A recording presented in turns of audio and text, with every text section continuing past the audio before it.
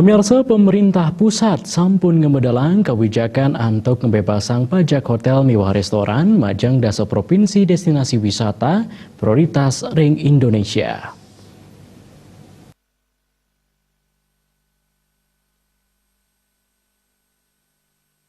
Kebijakan ini ngebebasan pajak hotel mewah restoran selama 6 sasi, saha untuk nendunang pengarga tiket pesawat nuju destinasi prioritas Indonesia, pinaka sinale tunggil kebijakan saking pemerintah pusat untuk nincapang pengelimbakan perwisata sanitedun sangkaning virus corona.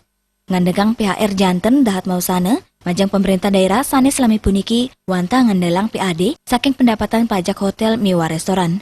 Keterkayang pungkuran pacang sayan ake kebijakan sani pacang karisionalisasi untuk nincapang PHR. Pemerintah pusat pacang ngicenin intensif sani akenyane 3 triliun rupiah majeng dasa destinasi pariwisata. Manut pengurati ekonomi Profesor Raka Swardana, Bali pinaka Provinsi Pini Ageng sani nyumbang devisa pariwisata ring Indonesia sani sampun sepatutnya nih ngamuliang intensif Pini Ageng. Nanging noreksain indik intensif sani kasihagayang kekantenang kantung kirang napi mali pacang kewedar majang dasa destinasi wisata ring Indonesia. Seharusnya tentang porsi insentif bagi Bali tentu harus berbeda dong dengan yang lain. Kita lihat devisa yang dihasilkan oleh pariwisata Bali paling tinggi di Indonesia ini, itu harus proporsional. Kalau melihat atau membaca apa yang dilontarkan oleh pemerintah pusat sekitar 3,3 T, terlalu kecil itu, terlalu kecil apalagi dibagi 10 destinasi wisata prioritas.